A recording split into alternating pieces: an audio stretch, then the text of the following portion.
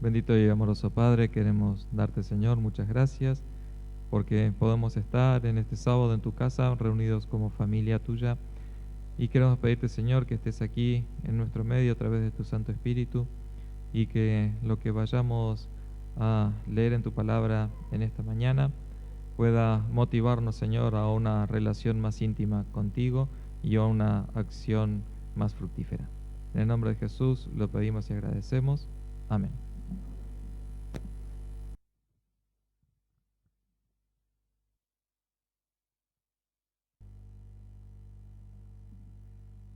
Muy feliz sábado, hermanos, para aquellos que no he podido saludar hoy. Esta mañana quiero que vayamos a la primera carta del apóstol Pedro, al capítulo 2. Y vamos a leer los primeros 3 versículos.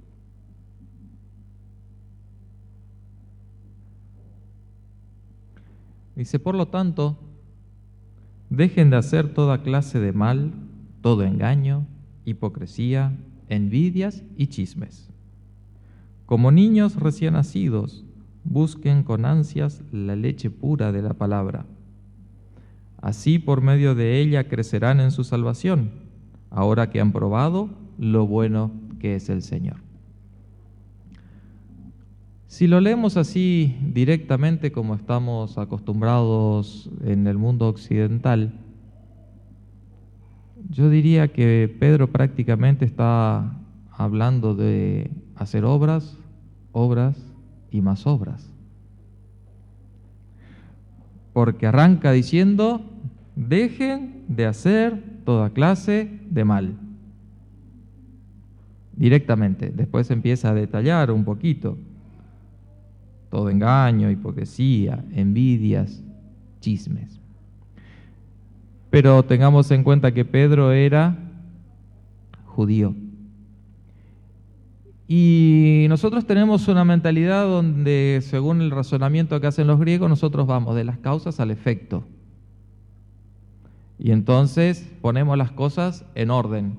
Lo que va primero, primero. Y así vamos avanzando, vamos secuenciando. Pero yo les voy a invitar que hagamos juntos el intento de leer al revés este texto. Vamos a leer primero el 3, después el 2 y después el 1.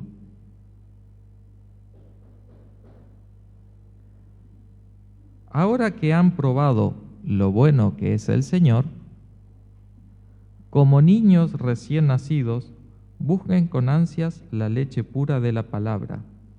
Así por medio de ella crecerán en su salvación. Por lo tanto, dejen de hacer toda clase de mal, todo engaño, hipocresía, envidias y chismes. ¿No cambia el sentido un poquito al leerlo de esa manera según nuestra forma de ver o de pensar? Ahora que probamos lo bueno que es Dios, ahora que lo conocemos, busquemos crecer espiritualmente en Él como niños ansiosos.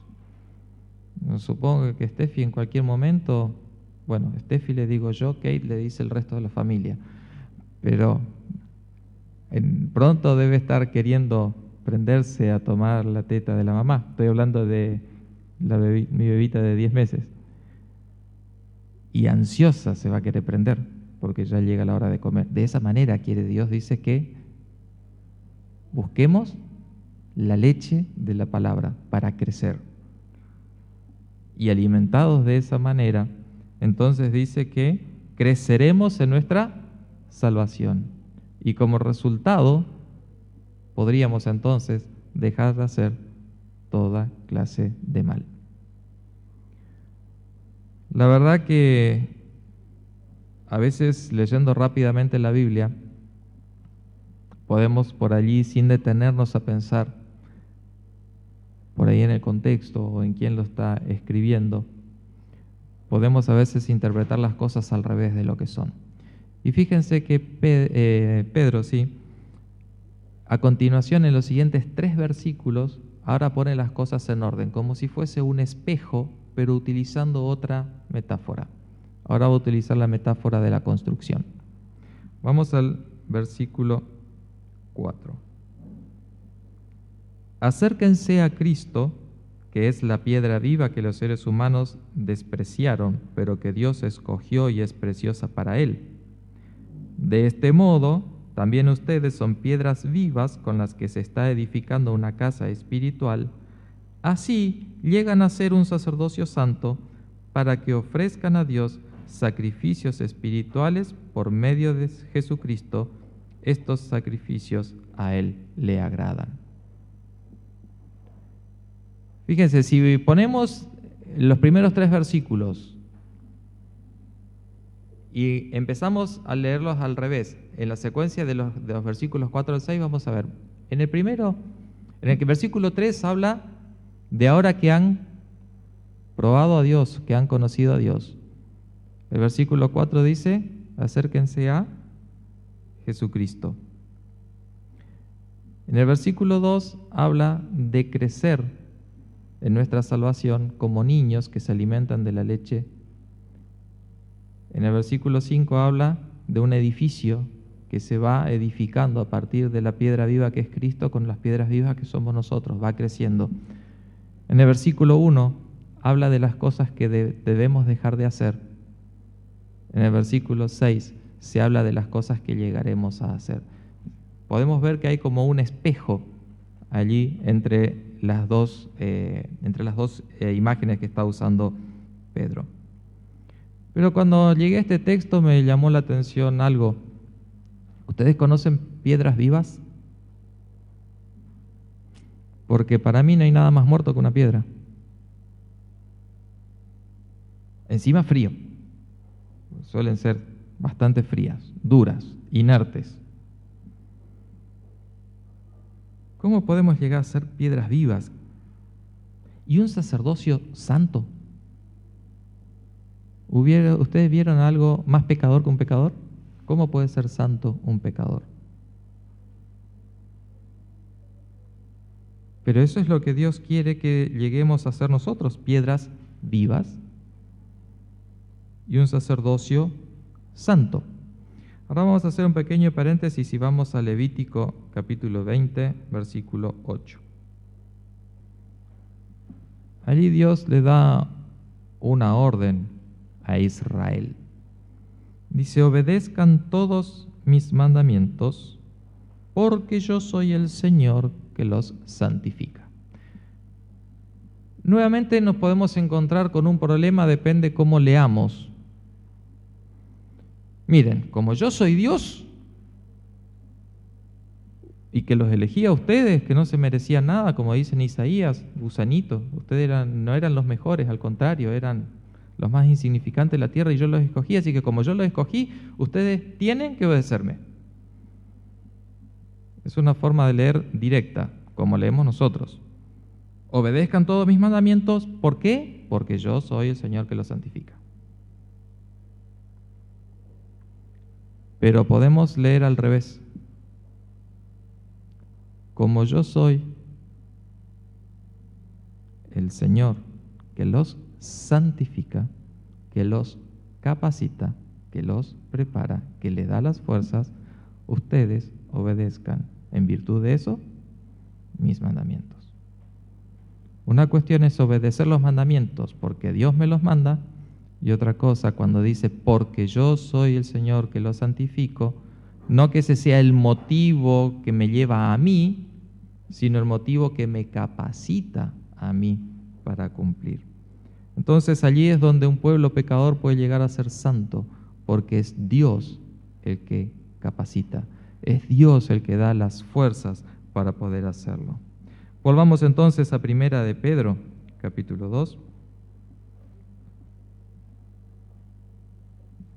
Vamos al versículo 5. ¿Para qué Dios quiere que lleguemos a ser un sacerdocio santo? Dice allí, así llegan a ser un sacerdocio santo para que le ofrezcan a Dios sacrificios espirituales. ¿Y cómo le ofrecemos esos sacrificios espirituales? Por medio de Jesucristo, no por nuestras fuerzas, no porque a nosotros nos brota, sino porque Jesucristo nos capacita para realizar esos sacrificios espirituales. ¿Y por qué quiere que esos sacrificios espirituales sean los que logramos por medio de Jesucristo? Allí dice, porque esos sacrificios a Él le agradan, no los otros.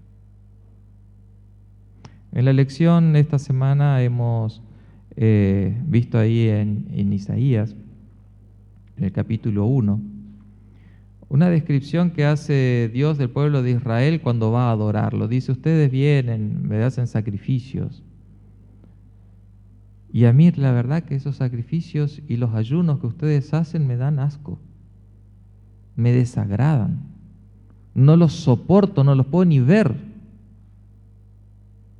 porque esos no son los que yo quiero, porque ustedes van, ayunan, pero pensando en cómo van a estafar al vecino, cómo van a maltratar a su familia, qué delito van a cometer. Entonces, ¿de qué me sirve que vengan ustedes a ofrecerme sacrificios? Esos no son los sacrificios que yo quiero ni los que necesito, los que me agradan. A mí me agradan los sacrificios espirituales que ustedes me ofrecen, cuando dejan que Cristo actúe en ustedes. Esos son los sacrificios que yo quiero que ustedes me ofrezcan.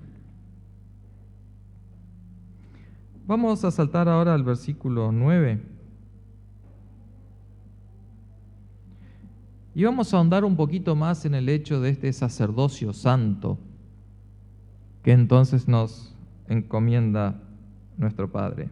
Dice, pero ustedes son una familia escogida, son sacerdotes reales y son una nación santa, son un pueblo que Dios compró para que anuncien sus obras extraordinarias.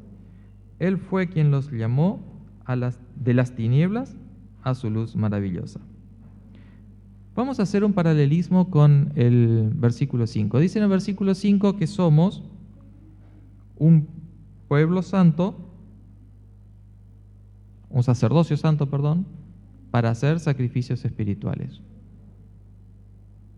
Ahora vamos a utilizar el versículo 9 para ver qué son esos sacrificios espirituales que Dios quiere, ya que aquí dice que ustedes son una familia escogida, sacerdotes reales y nación santa, nuevamente sacerdotes santos, y otra vez un ¿para qué? Para que anuncien sus obras extraordinarias. Esos son los sacrificios que Dios quiere. Esos son los sacrificios espirituales que hablaba en el versículo 5. No sacrificios que quedan en la privacidad, o no sacrificios que yo hago para que vean cómo soy un nuevo hombre transformado, los demás y me alaben por eso, sino los sacrificios que Dios quiere es que nosotros anunciemos a quienes nos rodean las obras extraordinarias que Él ha realizado en mi vida, que Él ha realizado, no que he hecho yo. Para eso me santificó, porque al final de cuentas, hoy hablábamos, no hay nada de santo en un pecador, porque generalmente usamos esa palabra para aquellos que no cometen pecado, que son tan buenos que ya deberían ir directo al cielo. Algunos nombran santos a los que dicen que ya están allá en el cielo, pero santo en la Biblia es una persona que es escogida por Dios y apartada, elegida por Él para hacer algo especial, para ser dedicada a Él en forma exclusiva. Nada más, por pecador que sea, o por frío y muerto que sea como una piedra. Dios eso no le importa. Lo que importa son las obras extraordinarias que Él puede hacer con esa fría piedra o con ese acérrimo pecador. Al final de cuentas, Jesús ¿qué dijo? Que Él podía hacer ¿qué cosa de las piedras? Podía hacer que hablaran, podía levantar hijos de Abraham de las piedras. Para Él eso no es un imposible. Pero quiere producir eso en nosotros y que nosotros entonces abramos nuestra boca en alabanza a Él, contándole al mundo entero las obras extraordinarias que ha hecho en mí. Esos son los sacrificios que a Él le agradan. ¿Qué obras entonces? La de dar vida a las piedras, la obra de transformar a un pecador en un santo. Y en el versículo 9 hablaba de que fuimos llevados de las tinieblas a su luz admirable. No sé quién de ustedes tiene miedo a la oscuridad, pero yo con lo grandote que soy, tengo que confesar que la oscuridad no me agrada, la domino, ya no es como cuando era chico que podía pasar toda la noche sin dormir de ganas de ir al baño, pero no me iba a levantar de la cama porque estaba oscuro y tenía miedo de lo que pasaba. Las tinieblas producen una sensación desagradable en nosotros. Y cuando estamos en un lugar desconocido, a total oscuras, andamos arrastrando los pies para no tropezarnos, con las manos tratando de atajarnos para no golpearnos. Tenemos miedo de que algo pueda pasar y cuando estamos en esa situación, si sentimos algún ruidito extraño, nos asustamos. Cuando estamos totalmente oscuras. Esa es la situación en la que dice Pedro que nos encontrábamos, que allí nos encontró Dios y que Él nos llevó a su luz admirable, una luz que no deja nada que me pueda dar miedo. Alumbra todo y me da seguridad en mi caminar. No tengo que andar atajándome de nada porque veo lo que está ocurriendo. Me da tranquilidad. Esa es otra obra, sacarme del miedo y la oscuridad, sacarme de la oscuridad del pecado y llevarme a la luz de su presencia. ¿Cuántas veces hablamos con quienes están alrededor nuestro del gozo que nos da haber conocido a Dios? Incluso aquellos que hemos nacido en una iglesia adventista y que hemos estado toda la vida en la iglesia.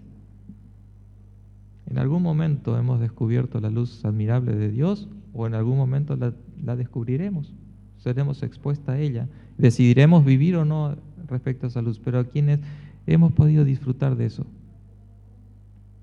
¿Cuánto tiempo gastamos? No gastamos. ¿Cuánto tiempo invertimos en compartir esa paz, ese gozo, ese alivio que nos da, esa seguridad, haber descubierto la luz de Dios?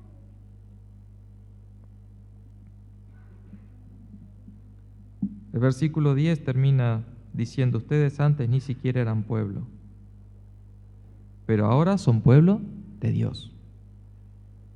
Antes no habían tenido compasión de ustedes, pero ahora ya les tienen compasión. Ustedes antes de encontrarse con Cristo, versículo 4, ¿recuerdan? Acerquémonos a Jesús, a Jesucristo. Dice, ustedes antes no eran ni pueblo. Cada uno andaba por su lado en sus cosas. Pero ahora son pueblo, tienen una comunidad, un soporte, una compañía, pero no cualquier pueblo, son pueblo de Dios. Son pueblo del Rey del universo. Son príncipes y sacerdotes de la realeza. Hay un antes y un después. Por eso, ahora que son pueblo, ahora que son llamados a ser santos, ahora que en virtud del encuentro con Cristo y de haber disfrutado las bondades de Dios, se han decidido a encontrarse con Él, a buscarlo como un niño se desespera por la leche, como un bebé se desespera por la leche todos los días y varias veces al día. Ahora que han sido santificados por Jesucristo y las obras que hacen son a través de Él, queridos hermanos, versículo 11, les pido como si ustedes fueran extranjeros y estuvieran de paso por este mundo, que se mantengan lejos de los malos deseos que luchan contra la vida, y vivan entre los que no son creyentes de una manera ejemplar, para que aunque hablen mal de ustedes, acusándolos de ser malvados, ellos vean las cosas buenas que ustedes hacen y alaben a Dios en el día en que Él les pida cuentas a todos.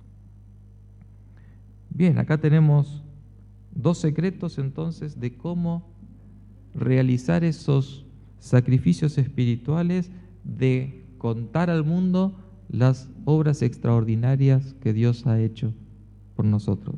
Primero, dice: ustedes manténganse lejos de los malos deseos.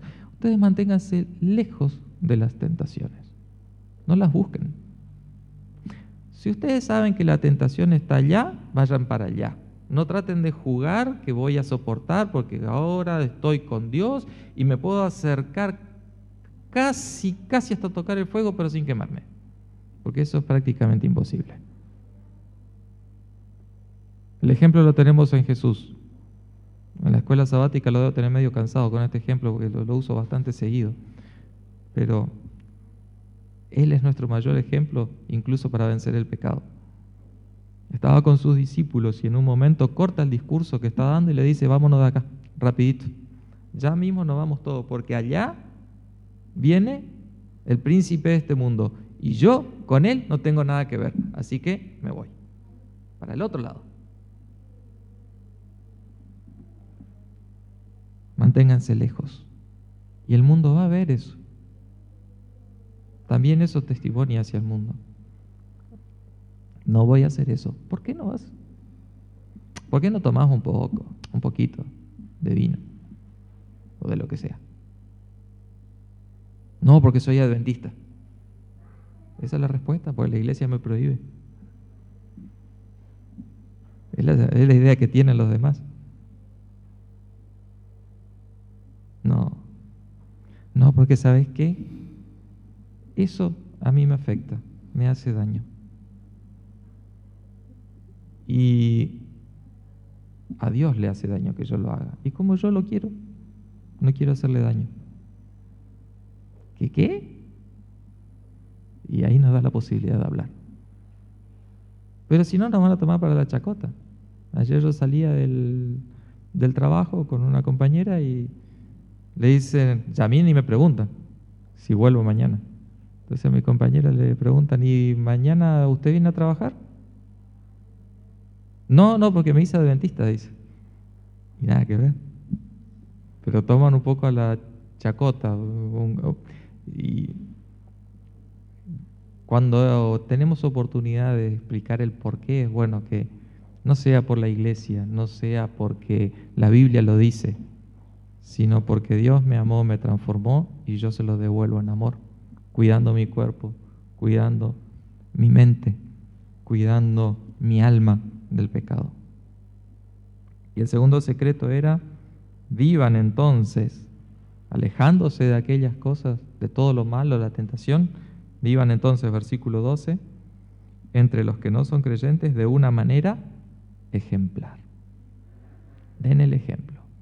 Sean un buen ejemplo en todo, para que sea que los escuchen y acepten el testimonio de ustedes cuando le quieran contar las cosas que Dios hizo en ustedes, o no lo escuchen, en algún momento no les quede otra alternativa que, después de haberlo visto ustedes, alabar a Dios, aunque más no sea en el día final, antes de que Cristo destruya al pecado y todos los pecadores que se aferren a Él en el fuego del lago. Antes de eso, toda rodilla se postrará, dice, y adorará a Dios y reconocerá su justicia y su misericordia. Pero ustedes vivan hoy para que en ese día, por ustedes, haya gente que diga: realmente Él me mostró las cosas como eran y yo no lo quise aceptar.